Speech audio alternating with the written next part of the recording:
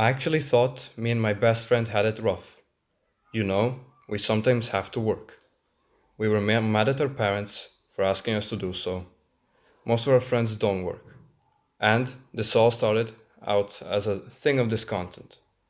The thing we were joked and made fun of. We wanted to Google the wages around the world for kids like us.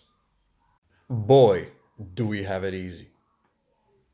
Child labor is a serious worldwide problem no one seems to care too much about. Kids working in factories in bad conditions, getting physically hurt for not doing their job right. All the pictures, all the stories, it made us ill. Those children suffer from PTSD, anxiety, and many more serious mental disorders. And then it hit us. These kids don't know what childhood is, what it means to hang out with friends, sleep in a warm bed, have enough food, kiss a girl, skip class at school. No one to talk to, no one to complain to. Modern slavery. In the middle of the 21st century, in front of everyone's eyes.